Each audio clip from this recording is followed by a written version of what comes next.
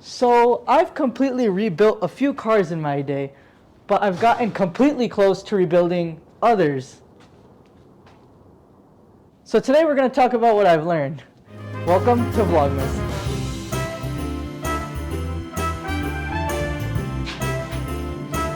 Woo! It's VlogMas, guys! But it's very cold today too, so we're doubling up on the jackets today. But with so many cars being rebuilt, guys, I have picked up on a lot of things and I want to share them all with you because these are some pretty good tips and tricks. If you guys are just watching this video for fun, or if you really want to find your next car on the auction site, then please watch this video because you're about to learn a whole lot of stuff that I wish I knew when I was doing this. So we're going to split this up into a 5-step plan. It's going to go finding the perfect car, getting the perfect car to you, inspecting the car's damages and doing a teardown on it, how to order the parts for it, and then rebuilding it. So the first thing we're going to look into is finding the right car. Now this could vary through a bunch of steps. I need a laptop. Okay, so we have a laptop here right now. So now we need to hunt for the perfect car. So you can go on any auction site. The ones I personally use, I either use Copart or IAAI, but you could use that. There's a bunch of other auction sites out there. Now, the first thing you need to do is make an account with the auction site so you can have all the features. Because if you're looking for, let's say, a clean title car, maybe you're looking to flip the car, you want a clean title car, you'll actually be able to use a vehicle history report for free if you have an account. And to purchase on the auction site, most of the time you need a dealer's license to buy it. If you don't have a dealer's license, you could just go through a broker to purchase a car, and that will probably be like $100, I think. If you're looking for a clean title car, guys, if you're looking to just have it for yourself, but you want a clean title so you don't have to worry about registration and getting a rebuilt title and all that, then just find any clean title car that you like and that'll do the trick. If you want a clean title car to resell, it's a little bit different. What you want to do is when you're reselling a car, the best possible thing you could do when reselling a car is also have a clean history report with the car. Now with an auction site, finding a car with a clean history report would be a little bit hard. So what you want to look for is most of the time they'll have an accident on them. What you want to make sure is they either have minor or moderate damage on them, nothing severe and nothing with airbag deployment, or else you will probably get stuck with the car for a while. And then another tip, make sure there's no total loss on it, make sure there's no liens open on the car, and make sure that there is, basically just look past loans and liens is fine on the vehicle's records, because it's been paid off, but make sure if there's any damages on the car, make sure it's just minor or moderate with a clean title. There's no total loss or anything like that. Everything else on the car is clean. Now, if somehow you find a car that is completely clean with no accidents at all too, that's even better. However, I found it very tricky to find any vehicle like that. So next best thing would be minor, moderate damage with no airbag deployment. Usually that doesn't hurt the car's value too much. If you're looking for a salvage car, or if you don't care about the title code or anything, and you just want to buy the car for yourself, 2 tips. If you're buying it for yourself to drive on the road, now if you're registering in the country of America, don't buy a non-repairable or certificate of destruction car, because those cars you can never legally drive on the road again. Unless you're buying it for like a parts car and you're using parts for it, then that's fine. As long as you're not using the actual chassis of the car. But if you're buying from America and you're exporting the car to another country, depending on your country, I don't think it matters. You can actually re-register the car even if it has a destruction title. So that's basically the whole titling situation with the cars and history reports and everything, depending on what you're looking for. But once you find the proper vehicle report and the proper title and everything that you want for your vehicle, the next thing you want to do and make sure is, this is free. You don't have to buy any history reports. Before you buy any report for a vehicle, just copy the VIN number of the vehicle, paste it there on Google, and it'll pop up the auction where it's listed at right now, as well as if it's ever been previously listed before. So, for example, we have a 45th anniversary Toyota Supra right here. So basically, they made 600 CF editions, and they made 300 more 45th anniversaries. So the 45th anniversaries are pretty rare, but slightly less rare than the CF edition. This feels like some sort of like those crazy math problems. Greg the Elf built 900 45th anniversary Supras, and he built 300 less CF editions. How many did Greg make? That's kind of what it feels like. And I was looking at this car, and I was expecting the damages and everything on it, and I was like, this car is tailored in such a way where you as a buyer will look at it and be like, oh my god, a 45th anniversary Supra, and you'll just kind of not think too much about it, and you'll jump right on it. Whatever car you're buying, no matter how rare it is, you got to do your homework, because if anybody as a person was to buy this vehicle the way that they thought it was listed as, you would be very surprised. I've kind of trained my eyes for these type of things with having been scammed a couple times with different rebuilds. So I've actually picked up on this now. But I was looking at this car and I was like, how is the hood damaged and everything is damaged, but the bumper looks completely fine? And how is there not even a single scratch on it, as well as why is there no grills or splitter or anything on this bumper? Looks a little bit fishy. Looking at more pictures of this car, I'm like, it looks completely hollow behind that bumper. What's going on? I copy and pasted the VIN to Google. This car was in a crazy bad accident. Had you not looked it up, you would have had a very pleasant surprise with this vehicle. So that's one thing you gotta watch out for, is even if the car looks fine, always put the VIN in, because it's crazy. But if your story checks out on the VIN and you check the auto check and everything and the car looks good and you used history reports, one thing to double check is the Carfax. So Carfaxes are, I think they're like $30 a car or something. So just after you check the car, even if your title looks good and the auto check looks good, check the Carfax, because sometimes the Carfax has something that the auto check may not have, and Carfax is probably the #1 history report tool that people use all the time. So that's the one you want to make sure is good, because that one would probably be the most accurate. But you use the auto check because it's free and included with your account on Copart. I don't know if it's only included with dealer accounts. I think as long as you have an account with the salvage auctions, you should be able to view that history report for free on a clean title vehicle. The salvage title cars, they don't have history reports for the most part. So that's the whole process of buying a car. Just make sure that you do your research with the history reports, depending on if you're looking for clean title, salvage title, or a parts car. Just make sure you know the history of the vehicle. And even if it's a salvage title car and you don't care about the history of the vehicle, make sure to at least check some vehicle history report, because it is nice to know what the vehicle's history was like. What if in the history report you see that the car never even had a servicing? Then you know the engine's probably not in great condition. Another thing to check is, when looking at a vehicle, is if there's an oil cooler busted on the car, does the car have keys? Is the car stated as a run and drive? If it has a busted oil cooler, it's already a really big risk to know if you're buying a good vehicle. But if the car is listed as a run and drive and it has a busted oil cooler and you can see oil leaking on the ground, just make yourself a budget in your brain and be like, okay, this is how much I want to bid on the car. This is how much it's going to cost to potentially rebuild or get a new engine for this thing, and then buy the car if you still want it after that. Because there's always a risk with an engine having an issue if your oil cooler was busted in the picture.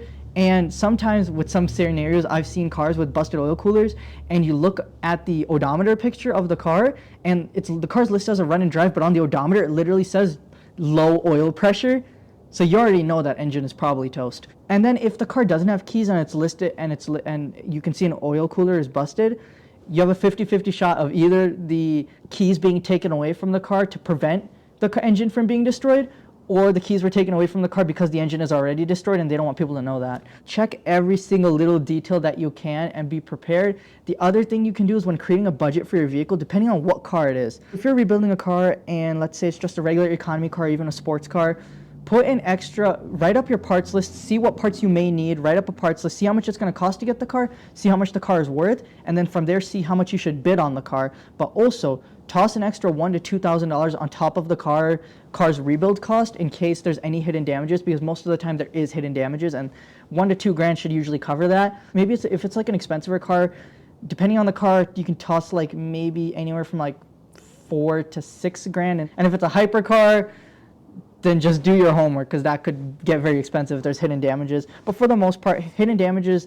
they do exist on vehicles, but they're never really too crazy expensive, as long as you include an extra cushion for potential parts you may need for a car. So that's how it goes when you're trying to find the perfect car. The next thing is shipping a car. Find a reliable transport company or go pick up the car yourself, because there's been some stuff going on around with transport companies where they're kind of shady and stuff, and they sometimes actually steal your vehicle and send them out of the country and sell them to somebody else, even though it's your car. So just make sure you find a reputable shipping company or ship the car yourself. It's just something new that's been going on, so kind of want to raise awareness on that. When we had the Supra getting picked up from California, we had 4 shipping companies come to pick up the car. They all left it at the auction. Luckily, they weren't trying to do anything too fishy with it, but they left it because I guess the dispatchers didn't disclose the condition of the vehicle to them, so they were kind of surprised by the vehicle, but more or less they weren't prepared. So make sure you have a good shipping company that knows the vehicle's condition and is prepared and is not going to steal your car. Make sure it's reliable.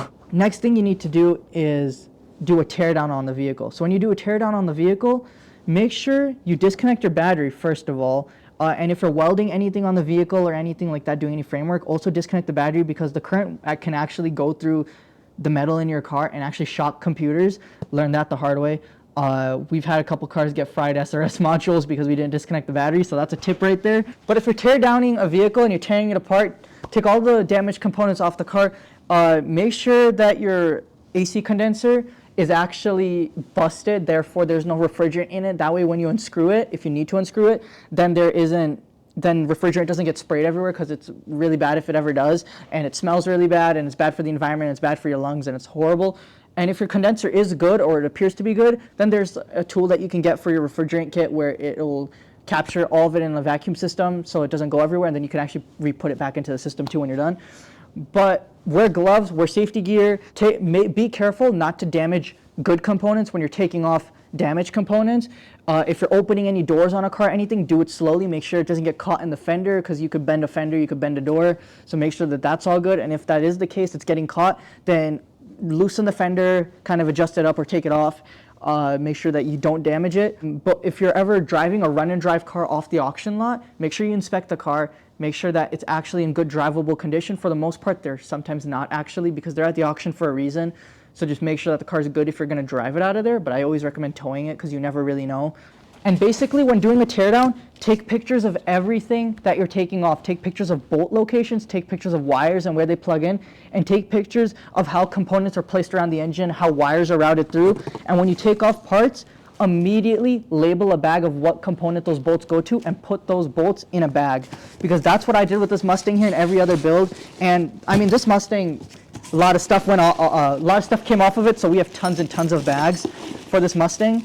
So just make sure that you label those. That way it's easier to put the car back together when you do it. And then it comes to ordering the parts. So the way you want to order parts for a car is if you're going to go aftermarket parts on a car, remember that it's going to be hard to fit some of those parts up, and sometimes they might not even fit up to a car. So if you can get OEM parts, go for it. But I recommend always trying to find something OEM or maybe even used in OEM secondhand. Maybe it's damaged and you'll have to fix it a little bit.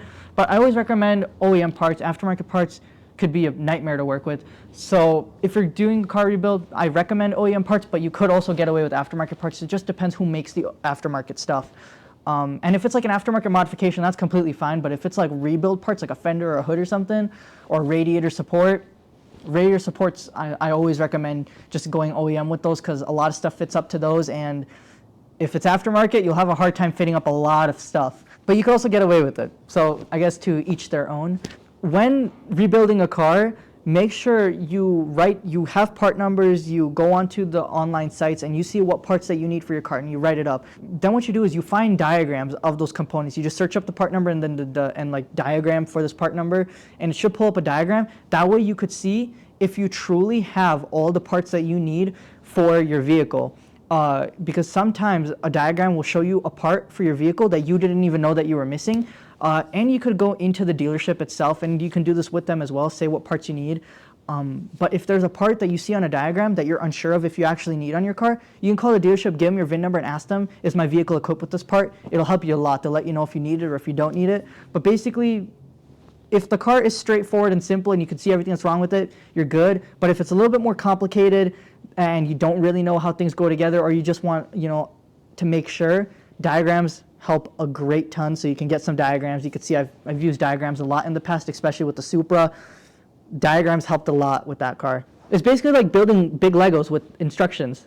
The diagrams will be your instructions. But now, moving on to the last step, which is rebuilding the car. When you're rebuilding the car, make sure you put everything in reverse order of how you took it off. And of course, read your pictures, your diagrams. But another thing with labeling those Ziploc bags is when you label those Ziploc bags, you can actually find some Ziploc bags that you may have not used, and you're like, why do I have leftover baggies? And you can see what you wrote on it, what part goes to, for example, maybe fog light or something. And then you'll be like, oh, I forgot to screw in the fog light or something. And then you can just take those bolts and put them in there. That helps a lot too. So basically, those are the straightforward things. Those, just basically making sure that you're not getting scammed on your car when you're buying it, making sure that you're taking proper precautions when you're tearing apart the car, and taking pictures and everything, making sure you're ordering the parts correctly, getting good parts, and making sure that you're getting every part that you need, which along as rebuilds go, there's a high chance that you'll find out that you might need, you know, maybe a little bracket here and there, which is fine. That's where the extra cushion of $1,000 to $2,000 comes in. And then, you know, rebuild the car and everything. And if you're painting the car yourself, that's cool. Just make sure you do your research on your clear coat, whichever one you're using, and your paint, because each brand of paint and stuff, they have different measurements of how you're supposed to reduce them and everything. So just make sure you check that. And if you're paying someone to paint it, then make sure that they're a reputable paint shop. Make sure they do good work. Yeah, so those are just a few little tips and tricks. Some honorable mentions that I have are when you're test driving the vehicle after a rebuild, take a fire extinguisher with you. And make sure you're keeping an eye out on those temps, and for the first maybe 5 minutes of the drive it nice and slow, get the car used to itself, because sometimes after an accident the car's still relearning itself because it's been out of commission for a little bit and you've unplugged a lot of things, so it needs to relearn itself a little bit. So kind of drive it nice and easy, and then maybe you can start getting on the gas a little bit and seeing how it reacts under load. Make sure the car's running good, but keep an eye on those temps and have a fire extinguisher handy. So those are my little tips and tricks right there for you guys. If you're looking to rebuild a car, if you just want to know just for some fun, or if you just want to tune in for Vlogmas, then there you guys go. That's a cool little tips and tricks right there. Oh, another honorable mention, don't buy a Supra with no keys. If you know, you know. I hope that this video had some good information for you guys to keep you guys nice and precaution if you're hunting for your next rebuild. Just some good tips and tricks, and hopefully I taught you guys something that maybe came as a surprise to you that you didn't know about, or maybe you're just, I hope I was able to teach you guys something, because I'm literally freezing my fingertips out here to make this video. So I really hope you guys liked it. Thank you so much for watching this Vlogmas video. I really hope you enjoyed it. If you guys like any of these builds, or me, or this channel, then be sure to go down below, hit that like button right there, shine red subscribe button that you should click. I'll also have my Instagram channel linked down below, and there's a little banner right here. So be sure to go ahead and check that out. But thank you all so much for watching, and I love you all so much, and I will see you all on... Wow, guys, Christmas is sneaking up on us. I'll see you all December 20th. Bye!